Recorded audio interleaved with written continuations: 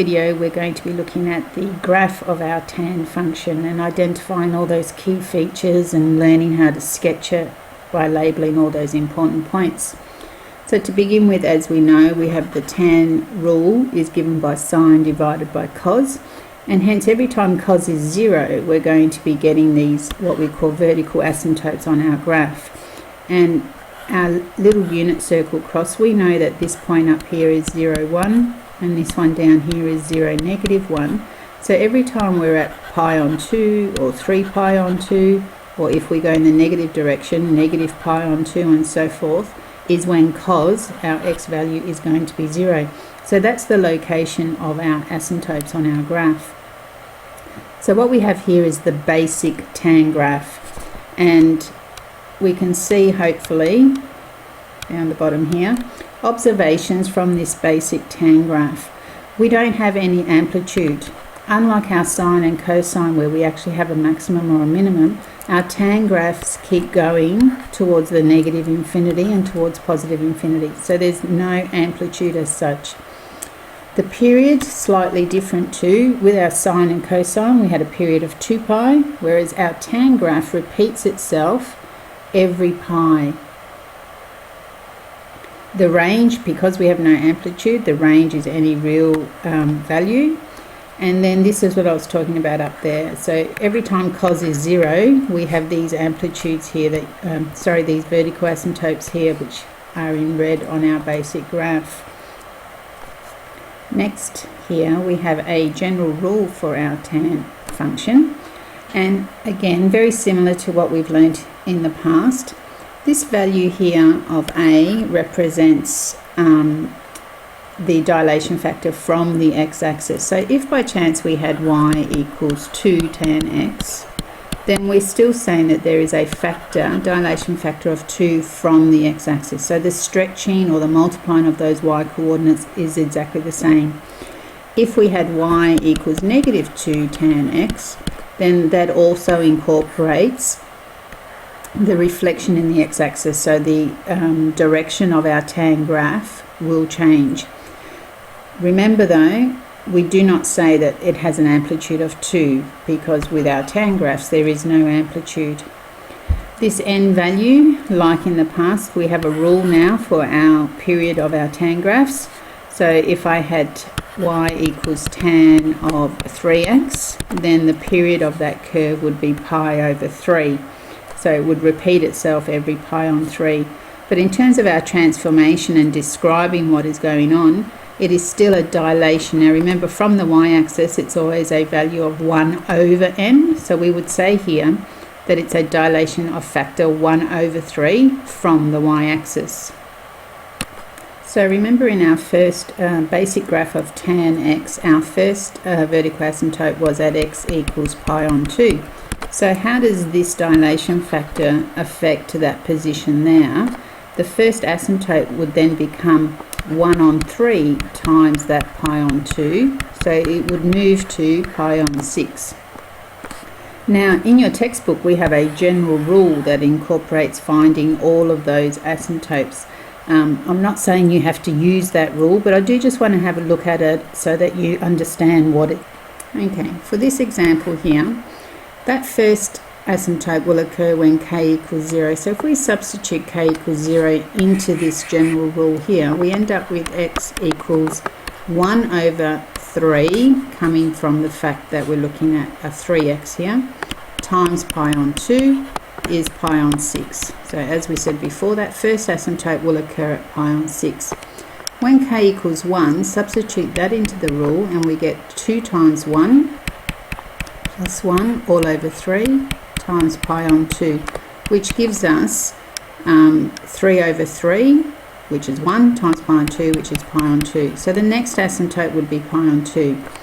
When k equals negative 1, we get x equals 2 times negative 1 plus 1 all over 3 times pi on 2, which is negative pi on 6. And last one, when k equals 2, we get x equals 5 on 3 times pi on 2, which is 5 pi on 6. So you could use that rule But as long as you understand how to work out this first one, there is a pattern that emerges. And so hopefully you can see that pattern. Once I have that first one, pi on 6, every period of the curve, so to get to that next one, or the one after, or the one after that, is simply adding or subtracting the period of the curve. So we said before, coming from this rule, that the period of the curve would be pi on 3. So pi on 6 plus pi on 3 equals 3 pi on 6, which is pi on 2. And you can see that's this asymptote over here. If I had pi on 6 minus the pi on 3, the period of the curve, I would end up with minus pi on 6, which is this asymptote over here. And from this asymptote, if I add the period of the curve, I end up with pi on 2 plus pi on 3 gives me 5 pi on 6, which is this asymptote over here. So once you find that first one, you're simply adding, you keep adding the period of the curve, and you'll get every successive vertical asymptote. Or if you subtract the period of the curve, you'll end up going in the negative direction. So let's put all that into action and have a go at our first sketching of a trig tan function. Just move that down a little bit. So here we have sketch the graph of y equals 3 tan 2x, and we are also given a particular domains that we need to take into account.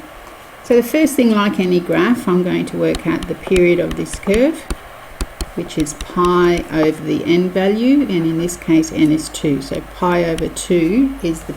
Now I also need to find the position of my vertical asymptotes. So my vertical asymptote I should know is x equals 1 over this dilation factor of 2 times pi on 2 is pi on 4.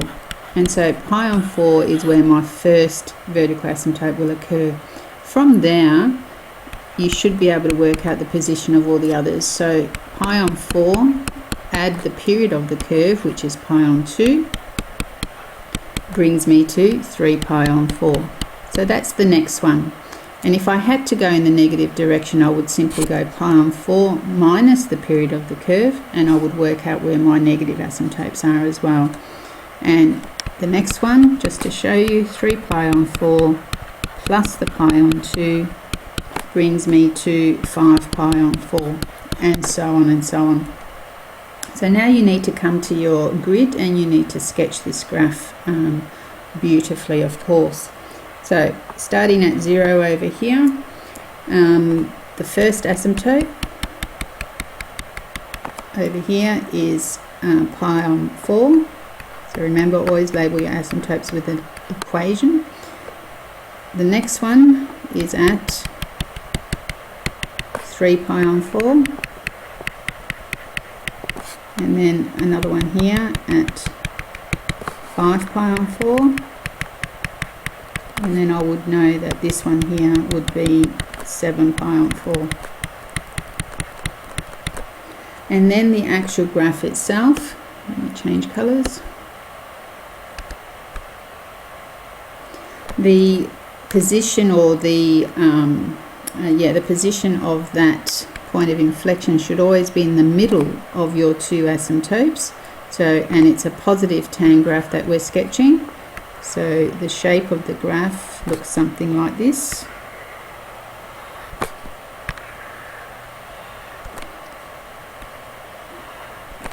And then I need to label the other key features. So I need to come to my domain and see that this is 0 with a curved bracket. So I should have an open endpoint here at 0, 0. And then I need to stop the graph at 3 pi on 2. So 3 pi on 2 is, if that's 5 pi on 4, then every 2 dashes on my grid is a pi on 4. So 2 pi on 4, 3 pi on 4, 4 pi on 4, 5 pi on 4. This point over here is 6 pi on 4. And 6 pi on 4 simplifies to 3 pi on 2. So I know that I am actually ending my graph here. So I actually don't want this bit, and I don't want that asymptote there. And this endpoint needs to be labelled 3 pi on 2, 0. And then I have these x-intercepts, which also on a graph should be labelled. So this one becomes pi on 2, 0, and this one becomes pi 0. And that's a fully labelled tan graph. Next example, not too difficult, but one step up, and it incorporates a phase shift. So as normal, let's start with the period of this curve, which is pi on n, and n is just a 1 here in this case, so it's just pi.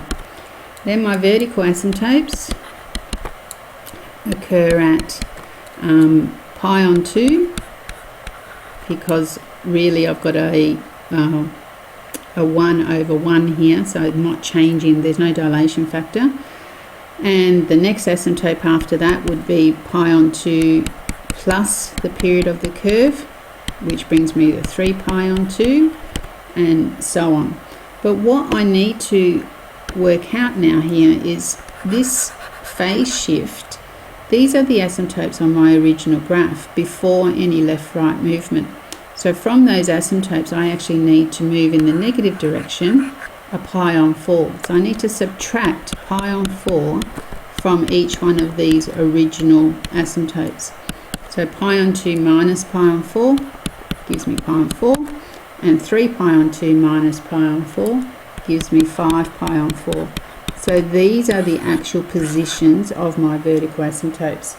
So let's just move this up a little bit. Let's say this is x equals pi on 4. So every square is a pi on 4, so 2 pi on 4, 3 pi on 4, 4 pi on 4, 5 pi on 4 would be here. And then 7 pi on 4 would be, sorry, not 7 pi on 4, 9 pi on 4 would be another 4.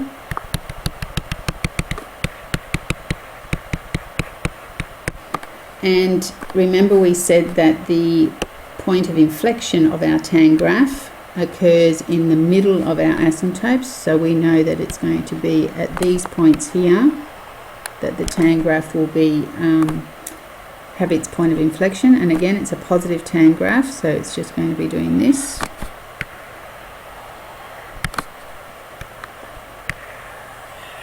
And then over here, keeping in mind that I've got 4 grid squares between my asymptotes, and the point of inflection is 2 squares away from my asymptote, then that's going to be over here and doing this type of movement. But then I need to go back to the question, sorry, wrong direction, and look at the domain. So the domain is between 0 and 2 pi. So come back to your graph, and we don't want that part. This is an endpoint, and 2 pi, well, this asymptote here is at 9 pi on 4, so I know that I've gone past 2 pi. So 2 pi would be here, and so I'm going to chop off the graph at the endpoint there and get rid of that.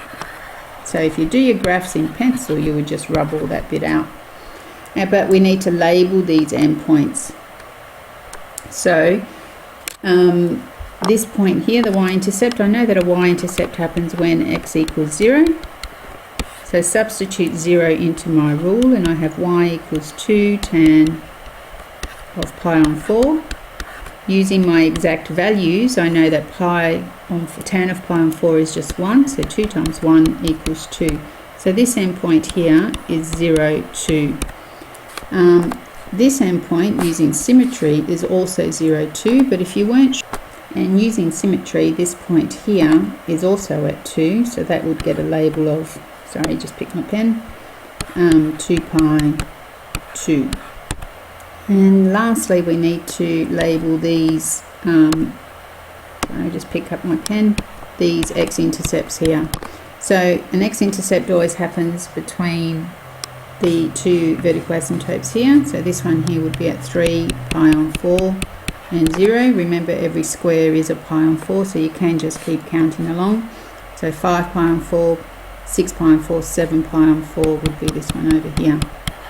And now that's a fully labelled, a little bit messy, yours will be a lot nicer I'm sure, but a fully labelled tan graph.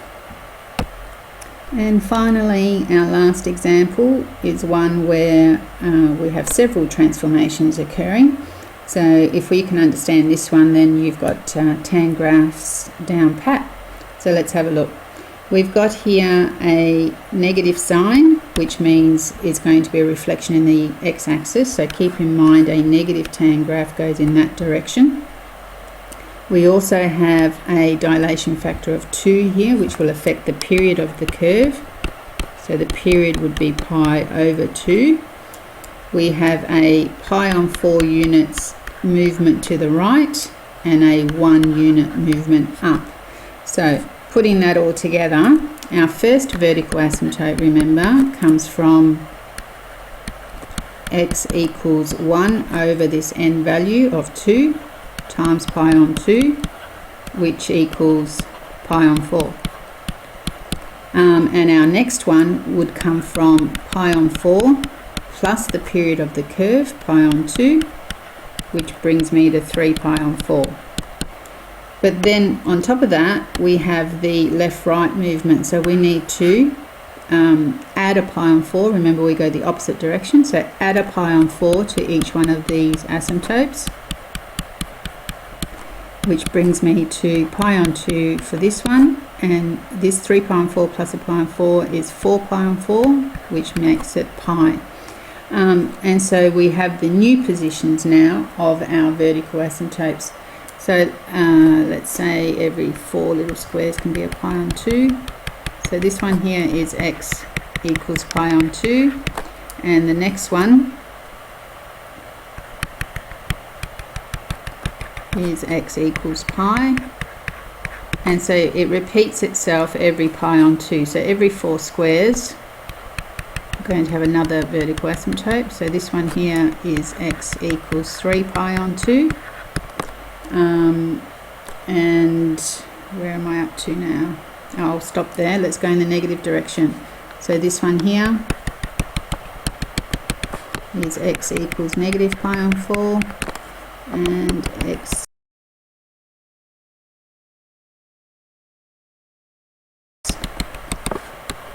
equals negative pi. I'll just change colours. So now we know that our tan graph is negative and that the point of inflection usually would happen halfway between these asymptotes. Oops, just realised I forgot the asymptote at x equals 0. Sorry about that. So at the moment we have the tan graph moving in this position here. But that point of inflection, we also need to take into account the 1 unit vertical translation in the positive y direction. So instead of being on the x-axis, it's actually going to move 1 unit up. So my point of inflection is actually going to be halfway through the asymptotes, but 1 unit up.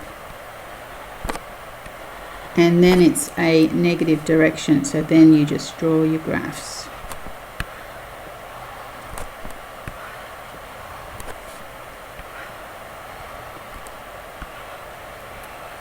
Okay, once you've drawn your graph, always go back to your domain and check that you've done that correctly. So up to negative pi here is okay, and positive pi is here. So I actually don't want, I might just rub that out, I don't want this bit.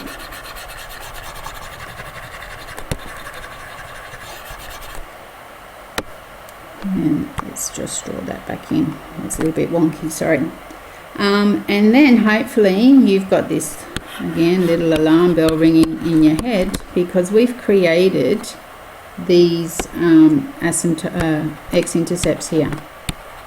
So if we've created x-intercepts, we need to find them, of course. So let's do that now. So x-intercepts, we're solving, let's get my pen working again. We're solving when does y equals 0 for an x-intercept. So 0 equals negative tan 2x minus pi on 4 plus 1.